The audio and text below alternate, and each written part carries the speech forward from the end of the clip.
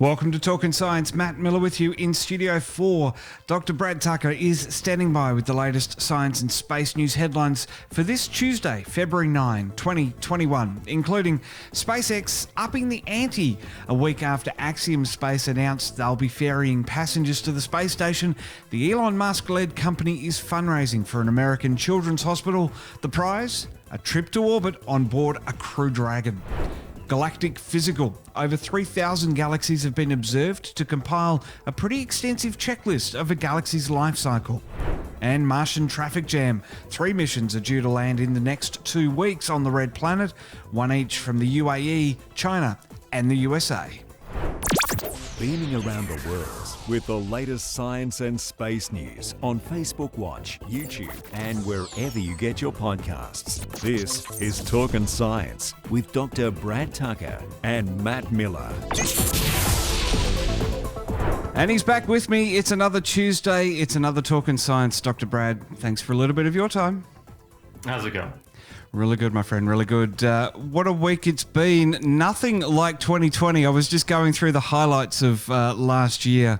Pandemics, bushfires, all sorts of crazy things that we endured last year. We're here, we're still here, we're still surviving. Yeah, still ticking over, which is always the goal that you can strive for. Exactly right. Well, of course, we can find you on social media, Facebook, Dr. Brad Tucker, and on Twitter, btucker22. Trekzone's all over social media as well. We're YouTubing, we're podcasting, we're doing all that stuff. Subscribe, like, follow, and let's get into the show without any further ado. And Brad, first up in our headlines this week, Starship 9, the 9th rocket to launch from Boca Chica. Unfortunately, the second one to not quite make it back. Yeah, it had a bit of a hard landing, so to speak, when it came back down. They were doing their testing of launching and also their angle and speed of descent. They nailed the landing or the takeoff, getting to about 10 or so kilometers, which was their goal. As they were coming down, one of the thrusters didn't kick on, and they came in at too fast and hard of an angle, and that wasn't too good. But look, they're back to the drawing board. They're on to the next one. I think people see these explosions and think, oh, well, it's a complete failure. Well, no, there is valuable information there to understand and get out to improve the next model. It absolutely is, and let's not focus on the crash. And I know this is a headline. I just want to very quickly touch on the fact that it was aiming to reach 32,800 feet, which is just absolutely incredible. They're meeting all these milestones. Just this landing, sticking the landing is a bit of a problem. Yeah, look, it takes time, and it takes time to get these things right. And Falcon 9 is called 9 because it took a while to get the right model. Look at what happened to Falcon 1 through 8 on YouTube. Exactly right. Well, Brad, the University of Western Australia is expanding its horizons and launching an international space centre. This is very cool. Yeah, look, lots of universities in Australia are jumping on this.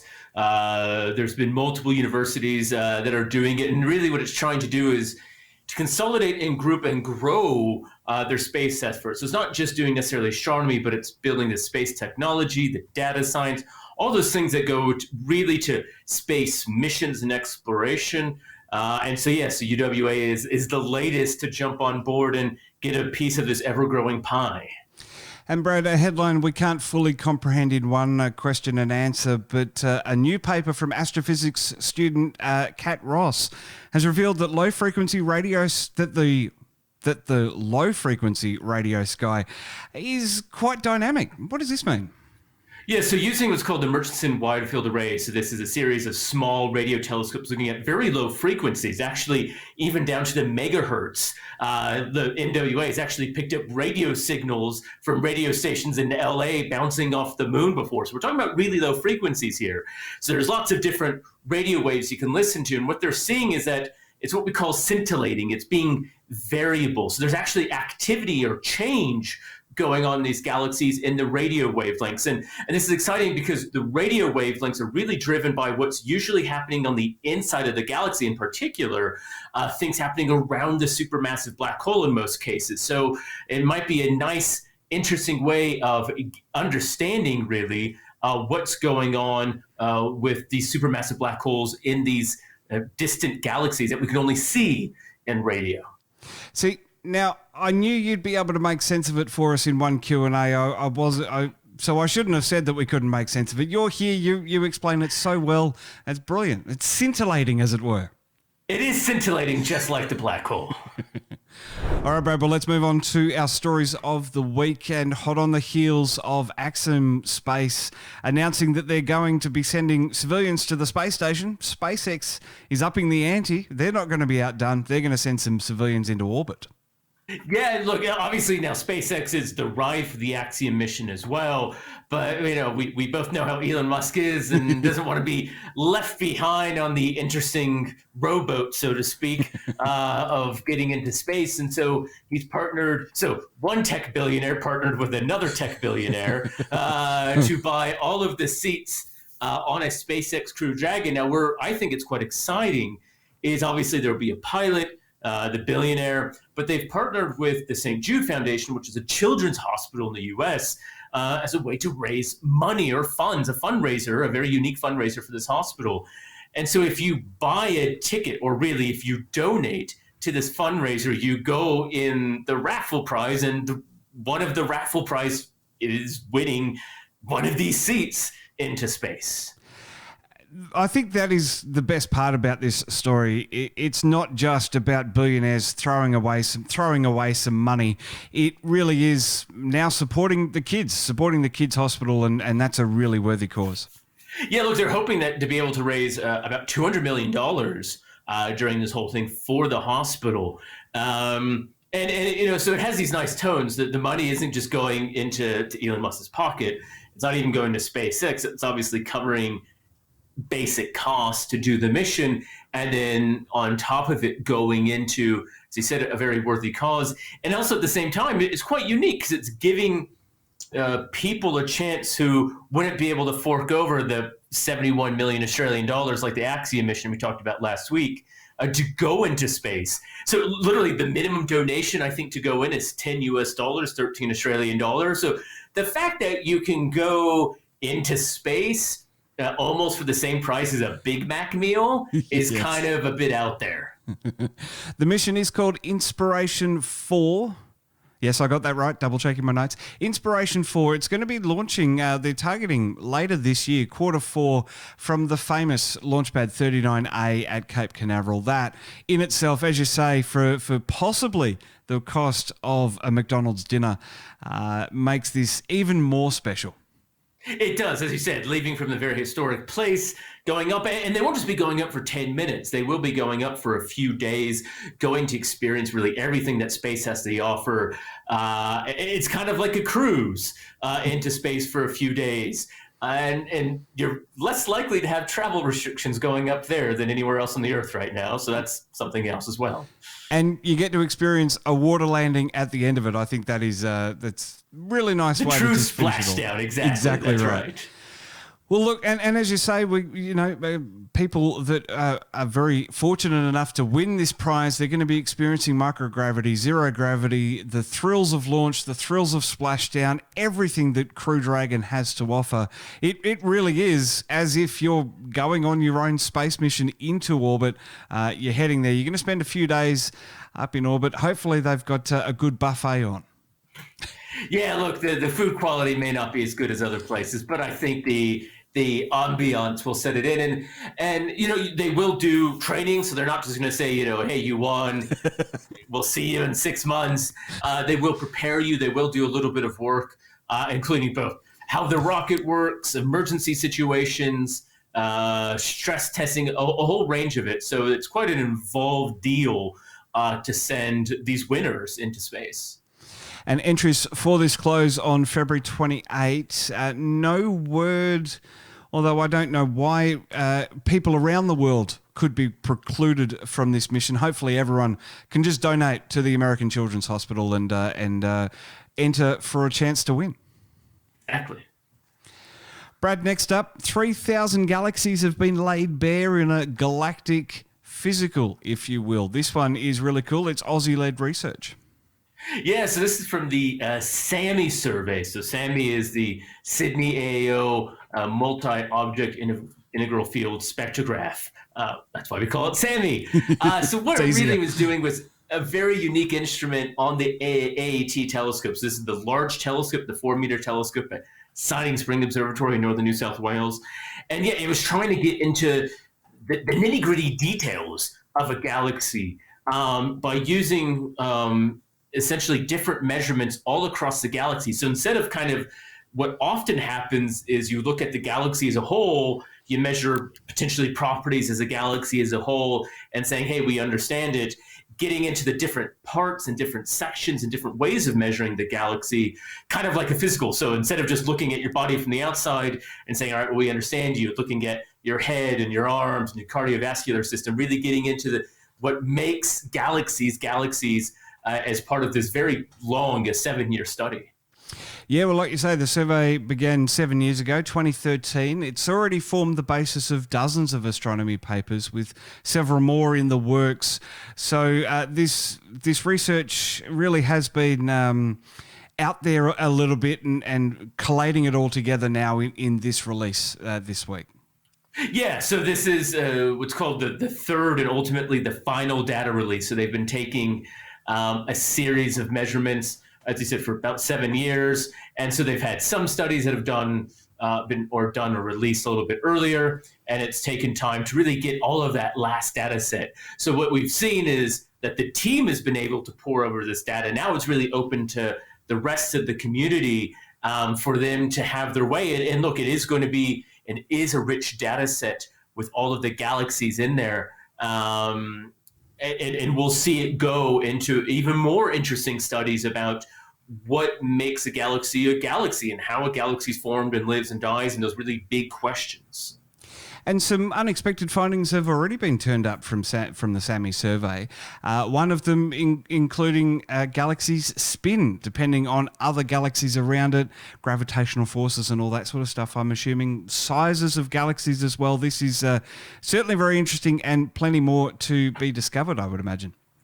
Yeah, and by being able to see the environment in the different parts of the galaxy, realizing that things like its mass and its size are almost, as they say, kind of predetermined, in the sense that there's a little bit of less influence on the surrounding environment. And that when galaxies go through periods of forming more stars and forming less stars, and that the winding down or the slowing down of producing stars, new star systems, slows down at quite a unique time. So all these little things are really quite interesting in understanding very fundamental questions of how a galaxy forms and lives, which really tells us about the stars forming in those galaxies, which of course tells us then about the planets forming around those stars in those galaxies. And the next step for SAMI is to have a piece of equipment installed, a new instrument called Hector. That's going to be coming online this year sometime. That's right. So Hector is a bigger, more, I guess, deeper version of SAMI. So SAMI showed that kind of by breaking up the colors of light in different parts of the galaxy can really do some amazing things. So Hector will really be able to look at a more area, so be able to do more measurements. So SAMI was looking at, I think, 13 or 20 at a time. Hector will be looking at 217. So really slicing and dicing this galaxy quite fine to get these measurements. So it's a really impressive instrument. And if we thought a survey of 3,000 galaxies was impressive, Hector's going to double down on that and do about 15,000. That's incredible. Yeah, they want almost 10 times as many galaxies with it, and 10 times more measurements per galaxy. So really the space equivalent of Hold My Beer. Exactly right. Well, last up, Brad, this week on Talkin' Science, something that we've been talking about last week, we're going to pick it up again this week and next week as well. Mars is going to be a very busy place. Our good friend Glenn Nagel at the Canberra Deep Space Tracking Network and all his colleagues as well, obviously going to be very busy in a very small section of the sky with 3 missions due to arrive at the Martian, at Mars, with the UAE and China arriving this week. That's right. Yeah, Mars is the place to be. We talked about last year when they all left around the same time in that middle, late July period. because you're waiting for the planets to literally be close to each other, quote unquote, align. By having them near each other in their orbit, that shortens or makes the shortest distance possible, and therefore the quickest trip is possible. Quick still being here, right? 6 months. They left in mid-July, arriving early second week of February. So it's not necessarily the quickest trip, but quicker. And as you said, there's 3 missions all arriving in 10 days at Mars, with the UAE's HOPE mission, as you said, first off the rank. Now, it, unlike the other 2, will not have a rover. It will not land on the planet. It will go into orbit around Mars and then stay in orbit around Mars, doing ultimately daily weather and atmospheric monitoring across the entire planet. And these are all independent missions, but they're all going to work together. Like we're saying, HOPE will be looking after, or will be analysing the weather, and obviously if anything comes up from that the rovers might be affected by, that's part of that collaboration. But this is the UAE's first foray into deep space. It's going to be China's first independent attempt to land on Mars. And NASA, well, their old hat with the red planet, but it's still going to be, tense times ahead. Yeah, look, they all have different challenges as being the UAE's really first mission kind of ever. I mean, they've done some space stuff, but they've really been growing their program in the past 5 years and set this goal of this big mission. So quite exciting, and it's similar to NASA's MAVEN mission, which is looking at the Martian environment from orbit, but it's going to do it more detailed and bigger, really across most of the planet, whereas what MAVEN is looking at a smaller section. And as you said, with Tianwen-1, China's first rover, when it arrives on the 10th U.S. time, 11th here in Australia, it will get stuck in orbit around the planet, and it actually has 2 parts, an orbiter and a rover. And then in May, they'll attempt to land the rover, whereas NASA is essentially doing what they've done before and just shooting the rover, not shooting, but you kind of are, at Mars, and then doing directly the descent. And it's actually quite tricky because you have to get the orbit placement right and then the descent right. And look, all of these, it should be pointed out, there's a communication delay of, I think, 10 or 11 minutes right now between Mars and Earth. So by the time the signal leaves that craft, it arrives here over 10 or 11 minutes later on Earth. So it's not like you can change something quickly if it goes wrong. It has to be programmed ahead of time. You have to have your backups and fail-safes ahead of time. And in some cases, they use AI or machine learning to inform some of the decision process for this thing, as we saw from these missions to the moon. So it's a really, even though it is almost there, you're kind of the hard part. It's like a plane taking off, right? Takeoff is tricky. Usually you're just cruising fine, and landing is the other tricky part. And this is the landing part of these Mars missions. It is going to be absolutely incredible to watch all of this unfold, and obviously we'll have the wrap-up on Talkin Science each Tuesday. Next Friday, in fact, when Perseverance is due to land, that's due to land at around 5 to 7 a.m. Australian Eastern Standard Time. So we're going to be going live on Trekzone like we did with Hayabusa 2's return last year. I'm going to do another Talkin Science live stream next Friday for Perseverance's landing, and we'll have all the latest on the missions to Mars, with thanks in part to Glenn Nagel and his team at the Canberra Deep Space Tracking Centre, as I said, an integral part of that deep space network to keep comms on those satellites. But like you said, Brad, there's a 10 to 15 minute communication delay. So all we can do is sit back and hope that everything has been programmed correctly. That's right. I think NASA calls it 6 or 7 terrifying minutes as the probe descends into it, because it all has to work. And we've seen before, if you get a slight hiccup, it doesn't work. Europe's last mission crashed into Mars because of a problem. It does happen. It is still really hard to do. So it's not, even though you've done it 3 or 4 times now, I guess, 5 times now with NASA rovers, it doesn't mean the 6th is a guaranteed home run. So obviously they will be doing all of their checks and preparation and crossing their fingers and toes and hoping they got their units right as they land next week.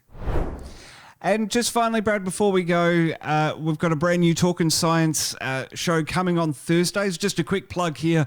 It's going to be called Talkin Science Interviews. We're going to be chatting with the movers and shakers of science and space news, stuff that we feature on this show here. We're going to expand it out in an interview form on Thursdays. First up, Professor David Flannery from up here in Brisbane. He was part of the team, or he is part of the team, on Perseverance, coordinating that sample collection part of the mission. So my chat with him coming up on Thursday in a new series called Talkin Science Interviews.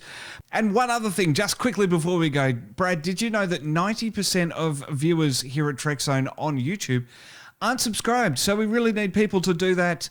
Make us feel all warm and fuzzy on the inside. If you see a red subscribe button below this video, please give it a smash.